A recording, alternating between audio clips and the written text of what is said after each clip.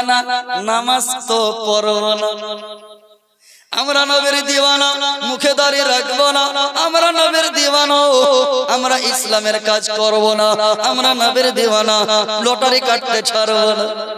আমরা নবীর দিওয়ানা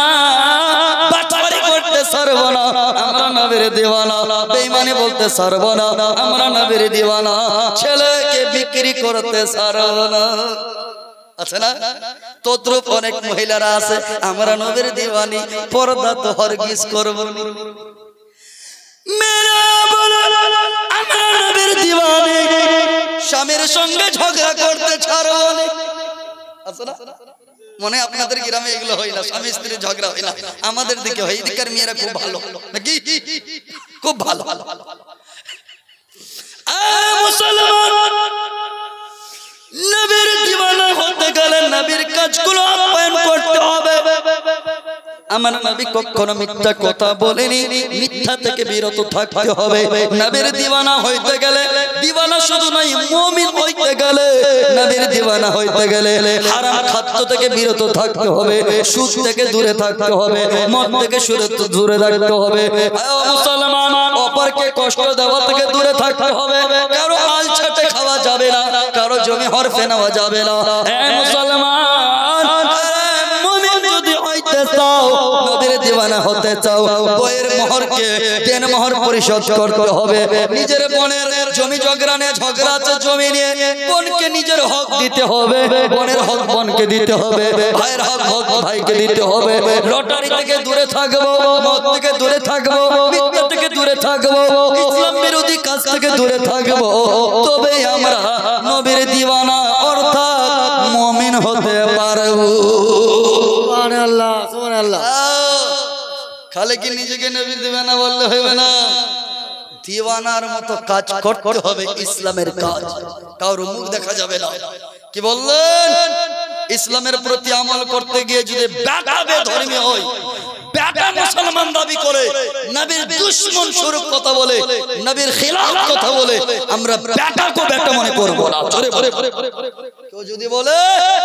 আমার নবী আমার মতো তাহলে তার কথা মানা যাবে না আমি আজ পর্যন্ত কাউকে গালি দিয়ে কারোর নাম ধরে কথা বলি না এটা আমার নিয়ম হ্যাঁ শরীয়ত বিরোধী কোনো কাজ হচ্ছে কথা হচ্ছে আমি তাকে মানুষকে শুধরাবো গালি দেই না তবে মেয়েদের মধ্যে এমন মেয়েরা আছে গো মা যারা নবীর দিওয়ানি বলে তবে নবীর দিওয়ানি শুধু হতে হবে না নবীর দুলালি বেটি সাইয়্যিদা তাহিরা জাহিদা আবেদা সালিহা সিদ্দিকা ফাতিমাতুজ জাহরা রাদিয়াল্লাহু তাআলা আনহার কানিজ হতে হইবে হযরতে ফাতিমা নবীর দুলালি বেটি কিভাবে জীবন অতিবাহিত করেছে তার জীবনী পড়তে হবে তার দিকে তাকাতে হবে তার জীবনীকে লক্ষ্য করে তার জীবনকে লক্ষ্য করে মেয়েদেরকে নিজের জীবন অতিবাহিত করতে হবে মা বোনেরা অনেক মুসলমান ঘরে মেয়ে আছে যারা মোবাইল চালায় মোবাইলের মধ্যে টিকটক বানায় অনেক মুসলমান ঘরের মেয়ে আছে যারা ফেসবুকে ফটো আপলোড দেয় আছে না অনেক মুসলমান ঘরের মেয়ে আছে যারা নিজের মেয়ের অনেক মেয়েরা আছে স্ট্যাটাস বানায় অনেক মেয়েরা রিয়েল ভিডিও বানায় আল্লাহর ইজ্জতের কসম মা পরবর্তীকাল তোমার যদি এই ভিডিও থেকে যায় যতজন পুরুষ মানুষ যতজন ছেলে মানুষ যতজন মানুষ তোমার ভিডিও দেখবে তোমার রূপ দেখবে তোমার চেহারা দেখবে মনে করবে দেখো না কত মেয়েটা সুন্দর তার নখ নাক কত দেখতে সুন্দর তার ঠোঁট কত সুন্দর তার নাক নকশা কত সুন্দর যতবার ওই ছেলের মনে গাইবে আল্লাহ তোমার প্রতি লানত অবতীর্ণ করবে আর জিনা করার গুনাহ তোমার নামায়ে আমলের মধ্যে আল্লাহর ফেরেশতারা লিখতে থাকবে সুবহানাল্লাহ সুবহানাল্লাহ অনেক মেয়ে আছে যারা টিকটক বানায় রিয়েল ভিডিও বানায় বলে রিয়েল ভিডিওতে নাচতে হয় আমি তো নাচিনি বলে কি করেছো বলে আমার মামাতো ভাইয়ের বিয়াতে ভোজ খেতে গেছি আর ওখানে গিয়ে একটা এরকম করে সেলফি নিয়েছি হাত উঁচু করে এরকম করে সেলফি নিয়েছি আর ওই সেলফিটা ফেসবুকে আপলোড দিয়েছি কে কতক্ষণ থাকবে স্ট্যাটাস 24 ঘন্টা থাকবে।